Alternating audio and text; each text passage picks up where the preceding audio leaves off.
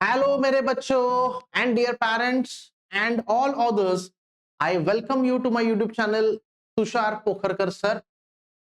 बच्चों और मेरे डियर पेरेंट्स, सबके दिमाग में यही क्वेश्चन होता है हमेशा। कोई भी चीज हम डेली बेसिस पर करते हैं, दिन में सुबह उठते हैं, शाम को रात को सोते हैं, और डेली एक्टिविटीज जो भी हम करते हैं, उस टाइम में यही हमारी सोच होती है कि क्या इसमें मुझे सक्सेस मिलेगा। दिमाग में वही सवाल आता है, भाई मैं अगर यहां से निकलूंगा तो 8 बजे पहुंचूंगा क्या? क्या मैं एक एग्जाम लिख रहा हूं तो उसमें पास होऊंगा क्या? क्या टॉप आऊंगा? यानी दिमाग में एक ही सवाल, सक्सेस, फेल्यूर, फेल्यूर, सक्सेस। तो ये एक चीज यहाँ पे समझने के लिए मैंने ये वीडियो बनाया है कि भाई who wins the race, race कौन जीतता है? ये तो रेस है ना, तो रेस तो खेलनी ही है। अगर ह्यूमन बीइंग को, अगर यूनिवर्स में अगर टिकना है, अगर उसको वहां पे रहना है, तो उसको कंपटीशन खेलना पड़ता है। कंपटीशन उसको वहां पे झेलना पड़ता है, हमेशा कॉम्पीट करते रहना पड़ता है। लेकिन healthy competition is the key factor. अगर कंपटीशन भी करो, खुद के साथ करो, न कि दूसरों के साथ, जिससे आप दूसरों के साथ फाइट कर लोगे और आपका ही नुकसान होगा। और इसी में सबकी भलाई है कि हेल्दी कंपटीशन में उतरो, न कि अनहेल्दी, जिसमें लड़ाई झगड़े मारपीट गाली गलौज इतने सब होते हैं, उसमें नहीं है, कुछ मजा नहीं है। द असली मजा is in competition with yourself. और यही कुछ गिन चुनी स्टोरीज भी आपको बताऊंगा विद रूल्स इस वीडियो में। सबसे पहले आते हैं आपके सवाल के पास, who wins the race. Story बचपन में पढ़ी हुई है कि रैबिट और टॉर्टोइज में कंपटीशन लगती है, और पहाड़ पे जाके रुकने का एक तय होता है कि यहाँ पे जाके आपको रुकना है, और वहां पे जो पहुंचेगा पहला वो जीतेगा। अभी कौन जीतेगा? तो ऑब्वियसली हमें पता है, जो स्पीड में जाता है वही पहुंचेगा। बट बात ऐसी है कि टॉर्टोइज जो है ना, धीरे धीरे चलता है लेकिन कंसिस्टेंट होता है। क्या होता है? Consistent, steady and consistent wins the races. ये जो रैबिट होता है बहुत स्पीड में दौड़ता है, बहुत फास्ट होता है, क्विक होता है, लेकिन क्या होता है, उसको बहुत घमंड रहता है कि मैं अगर फास्ट निकल गया और जाके है ना एकदम धड़ के पहुंच जाऊंगा, मैं एकदम जबरदस्त मेरा स्पीड है, मैं तो अचीव कर लूंगा, और स्टार्ट भी करता है। और एक समय आता है जहां पे उसको लगता है कि अभी टॉर्टोइज बहुत पीछे है, अभी जो कुछ खा लेते हैं, भूख लगा है, थोड़ा रेस्ट कर लेंगे और फिर जाएंगे। रुक जाता है, पेड़ के नीचे बैठ जाता है, और उसको नींद आ जाती है, सो जाता है। टॉर्टोइज चलते ही रहता है और पहुंच जाता है। मेरा कहना ये है बच्चों कि ये मैटर नहीं करता कि रैबिट जीता या फिर टॉर्टोइज जीता, ये तो सिर्फ नाम है। जीता कौन? जो कंसिस्टेंट था। जीता कौन? जो कंसिस्टेंट था। विनर के कंपैरिजन में भी विनर तो कौन है? जो अभी जीता, पता नहीं कल क्या होगा, उसको विनर बोलते हैं। कंसिस्टेंट वो होता है जो हार हो या जीत हो, हर चीज से सीखे और आगे बढ़ना चाहे, आगे बढ़ना चाहे। those people who are willing to move forward, they believe in moving forward, move on, and that is the category of people who wins the race। वो दिल जीत लेते हैं यार, दिल जीत लेते हैं। आपको कुछ स्टोरीज बताऊंगा बच्चों, और उसके साथ रूल्स बताऊंगा, 8 रूल्स जिससे आप सक्सेसफुल बन सकते हो। आपके जीवन में एकदम ऐसा बदलाव आ सकता है कि आप उस बदलाव को दूसरों के जीवन में बदलाव लाने के लिए यूज करोगे। इतना बदलाव आप पे आ सकता है, but you must follow this 8 rules. आइए देखते हैं कौन से 8 रूल्स यहां पे है। सबसे पहला rule, that is rule number 1, don't get scared easily. अगर हार आती है तो डरो मत। इजिली बोल रहा हूं मैं, डर तो लगेगा, डर के आगे जीत है, बट इजीली डरो मत। खुद को ऐसा मत समझो कि अभी सपोज काम खत्म हो गया, ऐसे नहीं होता है। There is one story behind this particular rule जो मैं यहाँ पे बताना चाहूंगा, मास्टर ब्लास्टर सचिन तेंदुलकर, भारत रत्न सचिन तेंदुलकर। सचिन तेंदुलकर एक ऐसा मोमेंट था बच्चों, 1989 में 13 दिसंबर 1989 में इंडिया पाकिस्तान का सीरीज चल रहा था, टेस्ट मैच, जिसमें सचिन तेंदुलकर खेल रहा था और 16 ईयर का बच्चा था तब, 16 ईयर ओल्ड सचिन तेंदुलकर। और वकार यूनिस बॉलर था, बहुत fastest bowler, one of the fastest bowlers of world at that time. तो उसने बाउंसर के बाउंसर डाले और एक बॉल नाक पे आके लग गया, सचिन तेंदुलकर नीचे गिर गया। अभी नीचे गिरने के बाद कोई भी सोचेगा कि भाई इतना लगा होगा तो नाक, आपके नोज से खून आने लगा तो कोई भी क्या बोलेगा, नहीं पेविलियन में जाके बैठ जाओ, रेस्ट ले लो। वही कहा नवजोत सिंह सिद्धू ने, जो था नॉन स्ट्राइकर एंड पर, लेकिन मास्टर के दिमाग में, मास्टर ब्लास्टर के दिमाग में कुछ अलग था।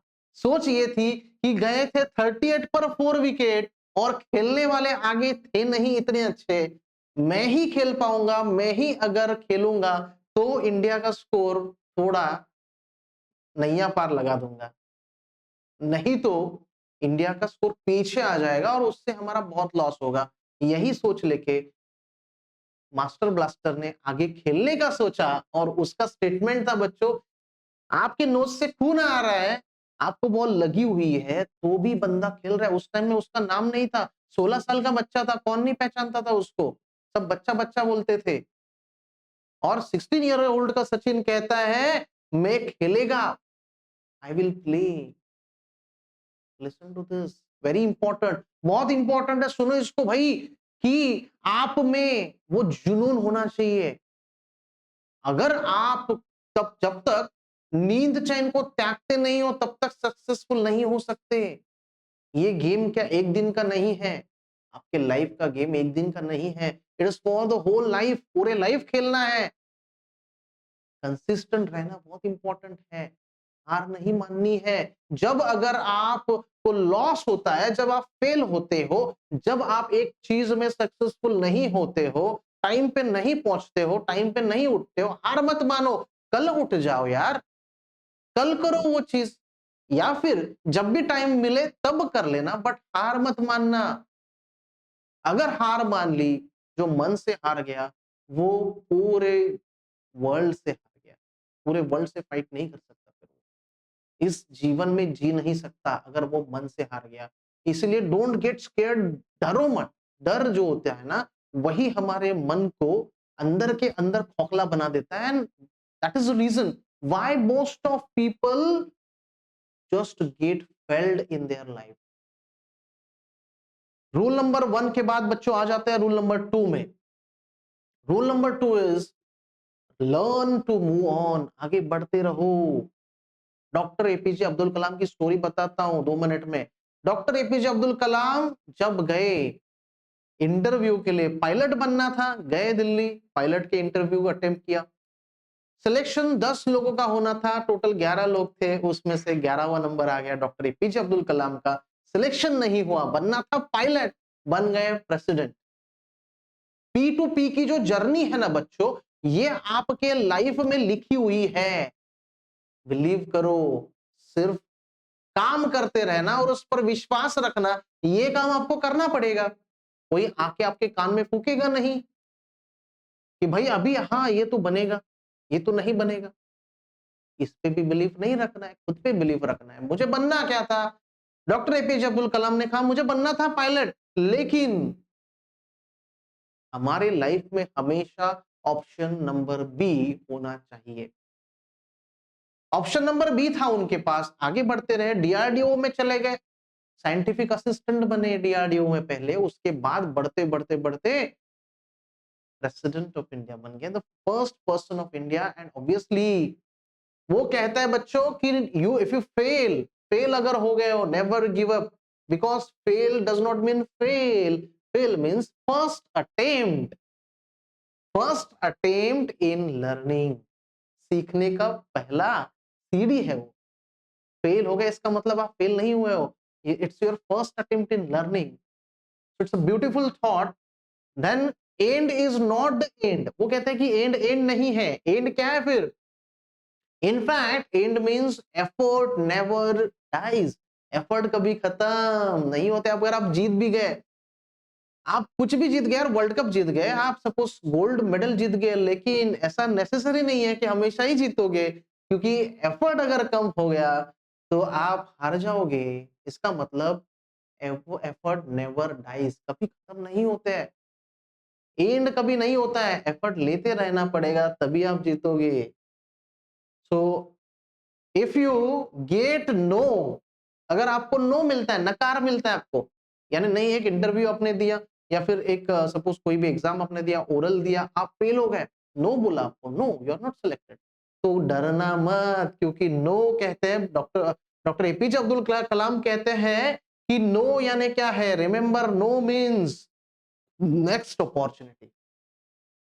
नेक्स्ट अपॉर्चुनिटी यानी देखो शॉर्ट फॉर्म्स को कैसे फुल फॉर्म में कन्वर्ट कर दिया था डॉक्टर एपीजे अब्दुल कलाम ने, इसलिए ये लोग स्पेशल है, इसीलिए ये लोग स्पेशल है। हम बात करते हैं मास्टर ब्लास्टर की, क्यों स्पेशल है, क्योंकि इसी के वजह से, डॉक्टर एपीजे अब्दुल कलाम, इसी की वजह से। और भी बहुत सारे पर्सनालिटीज आपको यहाँ पे दिखाने वाला हूं, जिनकी लाइफ स्टोरीज आपको शॉर्ट में बता के फिर आगे बढ़ने वाला हूं। आते हैं रूल नंबर 3 के पास। रूल नंबर 3 है लर्न हाउ टू लूज। ये क्या बात कर रहे हो सर, हाउ टू लूज ये भी सीखना पड़ेगा, ऑब्वियसली। क्यों सीखना पड़ेगा, क्योंकि हमारे जो नेल्सन मंडेला है, जो साउथ अफ्रीका के वहां पे प्रेसिडेंट हो चुके हैं, साउथ अफ्रीका जिन्होंने बनाया, यूनाइट किया लोगों को और ब्लैक पीपल के लिए फाइट किया, कृष्ण वर्णीय लोगों के लिए फाइट किया, वो थे नेल्सन मंडेला। और वो नेल्सन मंडेला जो थे, उनको नोबेल प्राइज मिला था, और उन्होंने क्या कहा, उन्होंने कहा I never lose, I either win और लर्न, यानी मैं अगर हारता भी हूं तो भी मैं कभी हारता नहीं हूं और या फिर जीतता नहीं हूं, मैं हमेशा सीखता हूं। आई आइदर विन और लर्न, मैं जीतता हूं, नहीं तो लूज की जगह पे वो वर्ड यूज करते हैं लर्न, यानी लूज करने से हमें सीखने मिलता है। अभी कैसे सीखने मिलता है, ये कहते हैं Thomas Alva Edison. Thomas Alva Edison कहते हैं बच्चों, थॉमस अल्वा एडिसन कहते हैं कि Thomas Alva Edison tried 10,000 different materials, यानी उनको बनाना था इलेक्ट्रिक बल्ब, 10,000 मटेरियल्स उन्होंने लिए, यहां से कलेक्ट करके उनसे बल्ब ट्राई किया, बट फेल हो गए। And he found right one for the electric light bulb filament, but the great inventor said, यानी 10,000 में से एक ही मिला मटेरियल जो राइट था, बट उनका स्टेटमेंट क्या था कि 9,999 टाइम का क्या हो गया, फिर सवाल वो पूछा गया, वो तो उतना आप एफर्ट क्या गया आपका, वेस्ट गया। उन्होंने कहा कि I have not failed, I have just found 10,000 ways that won't work, उससे काम नहीं बन सकता, उससे बल्ब नहीं बन सकता। So that is a kind of a positivity, that is a kind of an we can say thinking they were having, and therefore they were at that level, इसलिए वो उस लेवल पे थे जहां पे न उनके जहन में, न उनके मन में कुछ हार थी, न कुछ जीत थी। वो सिर्फ और सिर्फ कंसिस्टेंट रहते थे।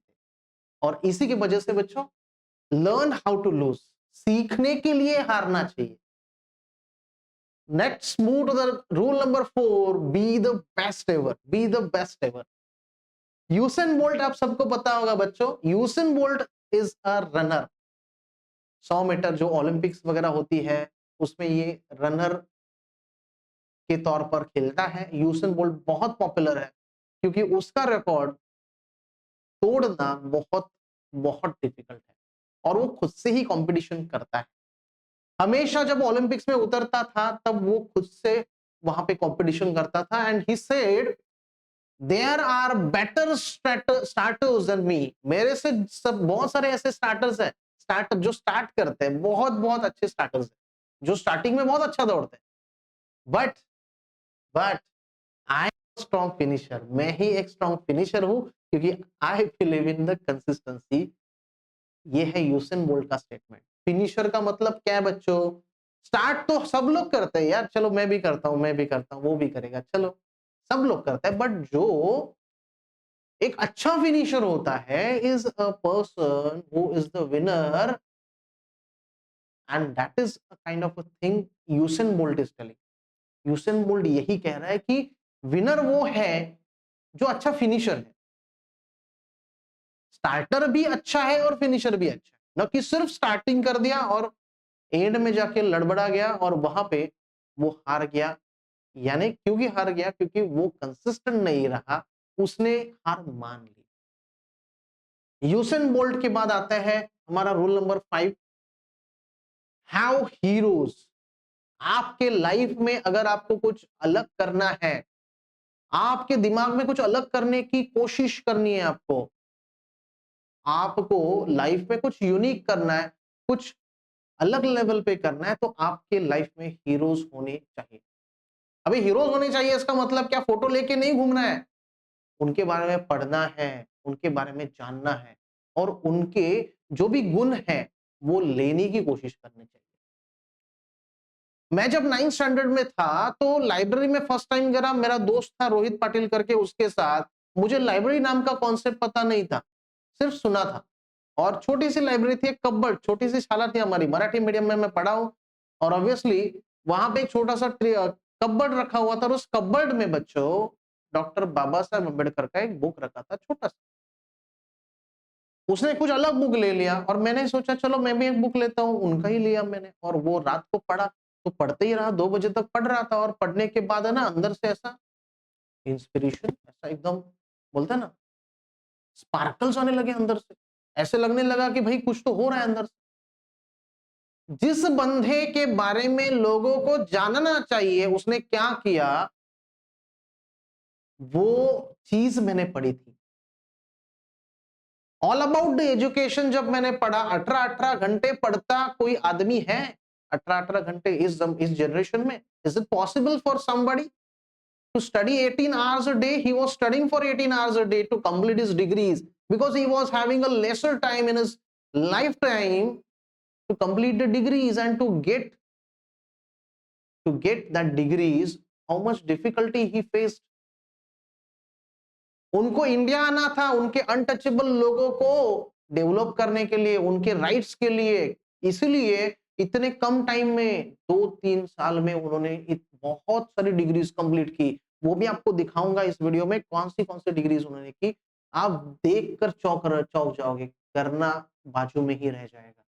करना बाजू में ही है, बट देख के चौंक जाओगे, इतना डिफिकल्ट होता है। बट उनको पढ़ के मैं इंस्पायर हुआ, और आज आपके सामने यहाँ पे बोल सक रहा हूँ, खड़ा रह सक रहा हूँ।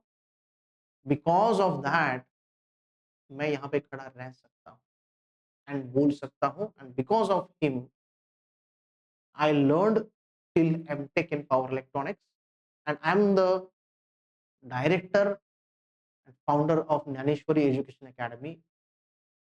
Because of that only whatever I am here, I am standing because of him. So I learned a lot of things from he, and not only from he, but he is obviously my first priority.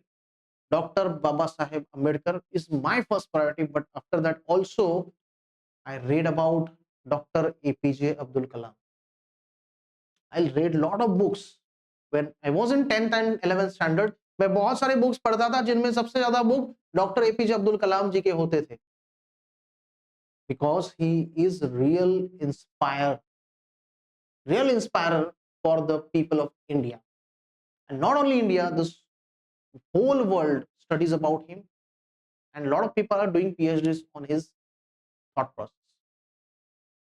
And obviously, this young man, I will say young man because जब वो पूरा भारत भ्रमण करके आए तो पूरे भारतवर्ष को एक करने की कोशिश की, धर्म के रास्ते पर लाने की कोशिश की। जो रियल धर्म है, जो ह्यूमैनिटी है, जो मानवता धर्म है, उसकी बीज रोए।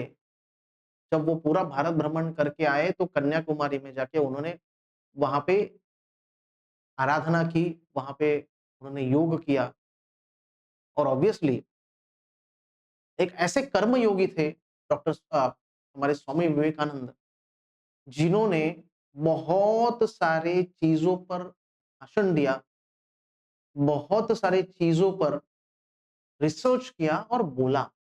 और आप जब बुक पढ़ोगे उनके तो आपको समझेगा it was not religious. Hindu religion क्या है लोगों तक लेके जाने की बहुत अच्छी कोशिश स्वामी विवेकानंद जी ने की थी। आप पढ़ोगे तो आपको समझेगा।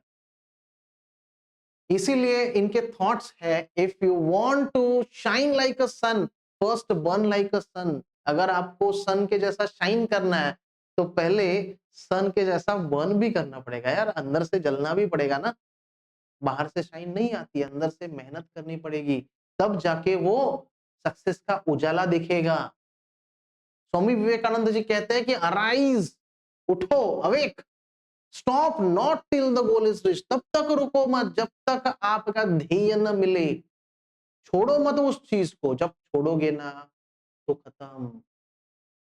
2020 में बच्चों मैंने मेरा ज्ञानेश्वरी एजुकेशन एकेडमी करके एक क्लास ओपन किया। उसके पहले मैं घर में लेता था ज्ञानेश्वरी होम ट्यूशंस। 2020 में स्टार्ट किया 18 जनवरी को और 23 मार्च को हुआ था लॉकडाउन। 2 साल मैं कुछ ज्यादा एफर्ट नहीं ले पाया because of some restrictions of offline teaching, और ऑनलाइन में इतना वहां पे कॉम्पीट नहीं कर पाया क्योंकि बहुत सारे रेस्ट्रिक्शंस थे, पैसे के प्रॉब्लम थी, दिक्कत थी, बहुत सारे इश्यूज थे, इसलिए उसमें इन्वेस्ट नहीं कर पाया ऑनलाइन। और उसी टाइम में स्टार्ट किया था, रेंट पे एक शॉप लिया था। वो रेंट का जो शॉप है उसका रेंट भी देने के लिए पैसे उस टाइम में नहीं होते थे। वैसे स्ट्रगल करके करके 1 साल मैंने वहां पे व्यतीत किया और उसके बाद दूसरा साल थोड़ा सा था। उस टाइम में थोड़े बहुत क्लासेस आ रहे थे, थोड़े बहुत आ रहे थे, नॉट दैट मच, बट 2 साल के बाद जब मैंने कंसिस्टेंट रहना ट्राई किया, बहुत मेहनत किया, बाहर भी पढ़ाता रहा, diploma degree home tuitions Borivali तक, कांदिवली बोरीवली तक मैं जाता रहा। बहुत सारे जगह पे मैं जाता था क्योंकि हमारा इंस्टीट्यूशन अच्छे से चले, बाहर से कमाई करके वहां पे इन्वेस्ट करता था। और एक टाइम ऐसा आया कंसिस्टेंट रहने के वजह से वही शॉप जहां पे मैं रेंट दे रहा था, वही शॉप मेरे मम्मी और पापा के वजह से, उनके हेल्प की वजह से मैंने वो परचेस कर लिया। And now I am the owner of that particular shop जिसमें हमारा ज्ञानेश्वरी एजुकेशन एकेडमी करके इंस्टीट्यूट चलता है। तो बात यही आती है, do not stop till the goal is reached. अभी भी मैं रुका नहीं हूं, ओनर हो गया तो क्या रुक जाऊंगा? अगर मैं डायरेक्टर हूं तो खुद को क्या समझू मैं? भगवान? मैं भगवान नहीं हूं।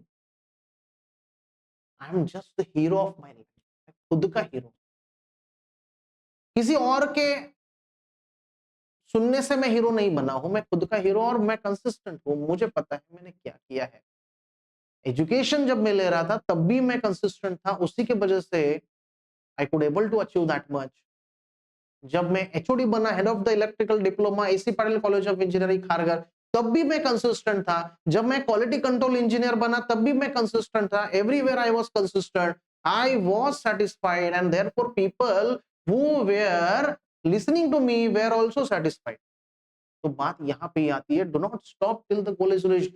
Doctor Baba Saheb Ambedkar said cultivation of mind should be the ultimate aim of human existence. Human का एग्जिस्टेंस क्यों है? क्योंकि हमारा जो मन है वो साफ हो, वो कल्टीवेट हो, उसमें एनर्जी आ जाए, वो मोटिवेट हो, उस माइंड को यहाँ पे अच्छे से काम करने के लिए ह्यूमन एग्जिस्टेंस, न कि गलत काम करने के लिए जो खुद के फायदे के हो, सेल्फिश थॉट प्रोसेस के। आगे बढ़ते हैं बच्चों, रूल नंबर हमारे 6 की तरफ। Do it for your self, do it for your self, because Gautam Buddha कहते हैं कि you become what you think, what you want. जो आप सोचते हो वो आप बन जाते हो। तो सोचना किसको है? आपको सोचना है, न कि अदर्स को। सुनो सबकी, करो मन की। बात यहां पे आती है कि बहुत सारे जन कहते रहते हैं कि मुझे एक्सपेक्टेड है कि आप ये करो, आपको ये करना चाहिए था, आपको नहीं 80 में से आपको 76 मिलना चाहिए था, 78 मिलना चाहिए था। अरे भाई, इस चीज का तो मेरे लाइफ में तो कभी फर्क ही नहीं पड़ा, क्योंकि ऐसे ऐसे बुक्स पढ़े थे, ऐसे ऐसे लोगों को मैंने पढ़ा था जिन्होंने कभी दूसरों का पूरा नहीं पूरा नहीं लिया, थोड़ा लिया। यानी सुनो सबकी यार, करो खुद की। आप जितना सुनोगे ना उतना पागल हो जाओगे, क्योंकि बहुत सारे लोग सिर्फ और सिर्फ कहने के लिए कहते हैं, उसमें पूरी सोच नहीं होती, कंप्लीट सोच नहीं होती। इट्स अ फॉर्मेलिटी, और फॉर्मेलिटी करके जो जीने वाले लोग हैं वो कभी आपको अच्छा बता ही नहीं सकते। सोच की गलत नहीं बता रहा हूं उनकी, वो वैसे ही बने हुए हैं, वो तो क्या करें उसमें। तो इसलिए सुनो सबकी, करो मन की। अच्छा पढ़ो, अच्छे थॉट प्रोसेस आएंगे, एंड देयरफॉर वो you become what you think, and do it for yourself. खुद के लिए करो, दूसरों को दिखाने के लिए नहीं। दिखावटी चीजें मत करो। दूसरों को दिखाने के लिए बहुत सारी चीजें होती है। यहाँ पे आपको अगर जीतना है, अगर आपको सक्सेसफुल होना है, तो हमेशा याद रखो, हमेशा ये चीज याद रखो कि आप जो सोचते हो वही आप बन जाते हैं। रूल नंबर 7 के पास आता है बच्चों, that is rule number 7, be confident. एक छोटी सी स्टोरी है। स्टोरी किसकी है? एक ओलंपिक लेजेंड था बच्चों, amazing story of an we can say Olympic legend. Winning is less about skill, more about attitude. ये कहता है कौन? ये कहता है एक लेजेंड, ओलंपिक लेजेंड था बच्चों, उसका नाम था, 1938 की स्टोरी है। 20 इयर्स ओल्ड कैरोली टकेक्स। कैरोली टकेक्स जो है ना बच्चों, एक ओलंपिक का क्या था, प्लेयर था।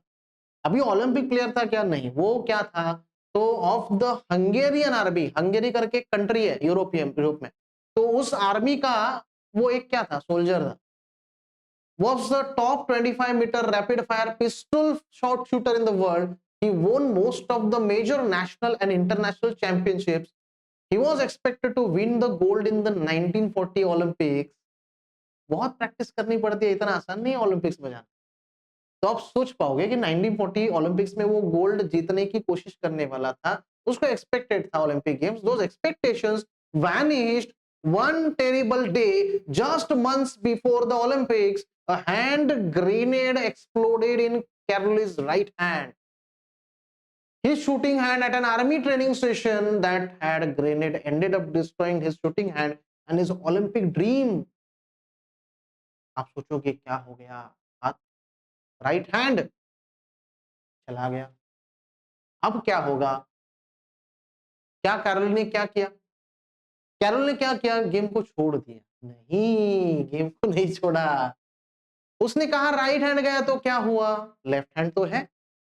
लेफ्ट हैंड से की प्रैक्टिस, लेफ्ट हैंड से प्रैक्टिस करने के बाद बच्चों आप बिलीव नहीं करोगे, जब वो 1944 में गया, और 4 साल के बाद होता है ओलंपिक्स, गया वहां पे ओलंपिक्स में और वहां पे खड़ा हो गया, लेकिन 1944 का ओलंपिक्स नहीं हो पाया, क्योंकि 1944 में चल रहा था वॉर, वर्ल्ड वॉर 2 स्टार्ट हो चुका था, और उस टाइम में ओलंपिक नहीं हो पाया। और उसके वजह से बच्चों नेक्स्ट ओलंपिक्स हुआ, उस टाइम तक उसने लेफ्ट हैंड को बचाए रखा, उस लेफ्ट हैंड से प्रैक्टिस करता रहा, एंड उस टाइम में उसने 1948 में वो ओलंपिक गोल्ड मेडल जीता। Can you believe it? Believe कर सकते हो आप, कोई 8 साल इतना प्रैक्टिस करेगा? खुद के लाइफ को छोड़ के, खुद के लाइफ के डेली रूटीन को छोड़ के एक जगह पे इन्वेस्ट करना जिसमें आपका राइट हैंड नहीं है, इतना कंसिस्टेंट रहना, यानी वे ऑफ सक्सेस है। अगर कुछ अलग करना है, यूनिक करना है, तो ऐसे मौके नहीं छोड़ने होंगे। Life is not just an thing to be an ordinary, ordinary जैसा नहीं है लाइफ। Life is to think extraordinary, to become extraordinary, and that is kind of a thing Karoly did at his times. Karoly ने यही चीज उस time की, और उसके वजह से वो इतना फेमस हो गया। So it's not a one day story, it's a lifetime story, to be consistent, and that person is a winner. That person wins the race. Coming to the rule number 8, that is work hard. Dr. Baba Saheb Ambedkar. When he was in school, वो पढ़ते थे। पापा उनके सुबह उठाते थे, सुबह 3 साढ़े 3 बजे उनको उठाते थे और पढ़ने के लिए बोलते थे और वो बहुत पढ़ते थे। ऐसे करके ग्रेजुएशन किया और ग्रेजुएशन करने के बाद आप देख सकते हो यहाँ पे इतनी सारी डिग्रीज उन्होंने हासिल की, इतने सारे डिग्रीज को अचीव किया, जिसमें मेन थी BA, MA, MSc, DSc, doctor of science, PhD, LLD, DLitt, barrister at law. उन्होंने सिर्फ वो एक अच्छे इकोनॉमिक्स नहीं बने, इकोनॉमिस्ट यानी सिर्फ और सिर्फ इकोनॉमिस्ट नहीं बने अच्छे, उन्होंने बैरिस्टर भी बने। उन्होंने पॉलिटिकल साइंस में भी वहां पे डॉक्टर ऑफ साइंस अचीव की। सो ये सिर्फ और सिर्फ एक चीज की वजह से हुआ, हार्ड वर्क। जो चीज 5-6 साल में होनी चाहिए थी वो चीज 2 साल में उन्होंने कंप्लीट की। यानी उनके जो डिग्रीज थे लंदन और यूएसए में कैम्ब्रिज यूनिवर्सिटी में जो उन्होंने किए, वहां पे डिग्रीज लिए, वो होने चाहिए थे 6 साल में, बट हुए कितने, 2 साल में कंप्लीट किए। इतना कॉन्फिडेंट उनमें था और इतना डेडिकेशन था, क्योंकि कुछ अलग करना था। वापस भारत आके अनटचेबल लोगों के लिए जो उनके लिए वेट कर रहे थे, सिर्फ खुद ज्ञान नहीं लिया, लोगों में वो ज्ञान बांटा, शेयर किया, and therefore people love him. एक ऐसा वक्त था वो जब अनटचेबल्स को पढ़ने नहीं देते थे, बैठने नहीं देते थे, पानी नहीं पीने देते थे, उनके साथ खाना नहीं खाते थे, उनपे बहुत सारे प्रॉब्लम्स थे, बहुत सारे जो यहाँ पे भी नहीं बता सकता हूँ, इस वीडियो में नहीं बता सकता हूँ, बट उन प्रॉब्लम को फेस करके एक आदमी लंदन के एक यूनिवर्सिटी में जाके स्टडी करता है, पीएचडी लेता है और आ जाता है और हमारे इंडिया का कॉन्स्टिट्यूशन लिखता है। तो आप सोचिए उस आदमी में कितना हार्डवर्क किया होगा। एक छोटा सा मैंने यहाँ पे आपको एक शेयर किया है इमेज, जिसमें आपको मैं बताऊंगा पढ़ के कि उन्होंने क्या किया। यानी मैं ये बता रहा हूँ इतने डिग्रीज ली, बट उसमें से उन्होंने एक चीज यहाँ पे आपको देखनी होगी कि जो उन्होंने की और उसके वजह से वो ये सब अचीव कर पाए। आइए देखते हैं daily routine of doctor Ambedkar करके एक पर्टिकुलर पार्ट है, एक बुक है, इंग्लिश बुक, जिसमें एक पार्ट है और उसमें एक पेज है जिसको मैंने यहाँ पे इमेज करके लिया है। तो इसमें क्या इंपॉर्टेंट चीज है देखने जैसी, knowledge of Hinduism, their social order and its consequence, the political questions and their solutions as well as other matters. इतना इंपॉर्टेंट नहीं है, इट रिक्वायर्स स्टडी। यानी ये सब जो चीजें हैं, पॉलिटिकली करना, सोशली करना, इन सबों के सबके लिए क्या लगता है, नॉलेज लगता है। एक ऑथर का कहना है कि नॉलेज लगता है, स्टडी लगती है, उसको स्टडी यानी अभ्यास लगता है, आपको बैठना पड़ता है, पढ़ना पड़ता है। I regret that you have no liking for studies. It is when on your part to pretend that you don't find time. यानी किसको तो लिखा हुआ है बाबा साहब ने, वो कहता है कि स्टडी की जरूरत होती है अगर कुछ करना है। यानी कॉन्स्टिट्यूशन लिखा तो आपको लगता है कि ऐसे ही उठ के चलो आ गए, बैठ के लिखना स्टार्ट हो गया, ऐसे नहीं होता है। कॉन्स्टिट्यूशन जब लिखा तो उस टाइम की बहुत सारी स्टोरीज है बच्चों। उस टाइम में वो रात को सिर्फ 3 घंटा सोते थे, पैर दुखता था, उनको बहुत सारे प्रॉब्लम थे, डायबिटीज था, बीपी का इश्यू था, बहुत सारे प्रॉब्लम थे, तो भी कॉन्स्टिट्यूशन लिखी, भारतवर्ष के लिए कॉन्स्टिट्यूशन लिखी। और उस टाइम में no one was capable like him in India. He had books of 50,000 in his library. खुद की एक ऐसी लाइब्रेरी पूरे वर्ल्ड में अभी तक किसी की नहीं है जितनी बाबा साहब अंबेडकर की थी। 50,000 बुक खुद के प्राइवेट लाइब्रेरी में उनके पास थे। तो आप सोचिए कहां कहां से कलेक्शन किया होगा। इसलिए वो कहते हैं इतना कॉन्फिडेंटली कि it is when on your part to pretend that you don't find time. कैसे टाइम नहीं मिल रहा है, how much time do I get to study on my return journey from England. I read 8,000 pages between Venice and Bombay. Venice से बॉम्बे आने के लिए, Venice एक जर्मनी का एक पर्टिकुलर पार्ट है जहां से बॉम्बे आने के लिए बहुत टाइम लगता है। उस टाइम में उन्होंने 8000 पेजेस पढ़े, 8000 pages of one of the book. It was a 6 day journey, 6 दिन की वो जर्नी थी. During another conversation he said you must inculcate a habit of reading. आपको वो हैबिट लानी पड़ेगी, इनकलकेट लानी पड़ेगी, आपको खुद में वो एबिलिटी लानी पड़ेगी. You cannot sit you cannot sit constantly at a place. एक जगह पे नहीं बैठ सकते. once I read for 64 hours at a stretch. आप एक जगह पे नहीं बैठ सकते हो. मैं 60 hours स्ट्रेच से 64 hours at a stretch, एक ऐसा टाइम था, एक ऐसा मौका था जब मैंने 64 hours कंसिस्टेंट पढ़ा था. ऐसे बाबा साहब बोल रहे हैं. At one place at stage and rose only. और कब उठा? Rose only when I had finished the book. Can you believe it? ये एक आर्टिकल है जिसमें लिखा हुआ 64 आवर्स. थोड़ा बहुत वहां पे ही जगह पे रहेंगे वो, थोड़ा बहुत तो नींद आया रहेगा, बट 64 आवर्स कंसिस्टेंटली वो पढ़ते रहे. और जब उठे, only when I had finished the book. On another occasion in the Berlin, this time I took up a book in the evening. तो शाम को पढ़ने लिया उन्होंने बर्लिन में. And read it all night through. और पूरा रात पढ़ते रहे. I got up only after I had finished it around 4 in the morning. सुबह 4 बजे उठे वो पढ़ के. Every day when I retired to sleep around 1:30 or 2 at night, he was still reading. I left about half a dozen books on a stool beside his bed. यानी bed के पीछे ही वो रखते थे books.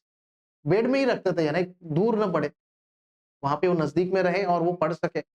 I never knew how long he read. The watchman, जो watchman था वहां पे, who would be around outside, later told me the old man read throughout the night. once I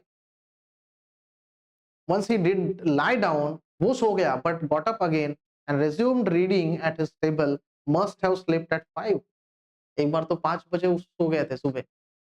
रात भर पढ़ रहे थे और 5 बजे सो गए. यानी सोचिए बच्चों, it's not an easy it's not an easy to be a winner. It's not an easy to be a winner. And it is possible when you are a consistent person. 8 rule मैंने आपको बताया बच्चों. ये 8 rule अगर follow करोगे life में, तो आप एक ऐसे कंसिस्टेंट पर्सन बनोगे जिसको हार और जीत का फर्क ही नहीं समझ में आएगा. वो हमेशा एक तो जीतेगा, नहीं तो सीखेगा. So all the very best from my side, and thank you very much for watching this video. All the very best.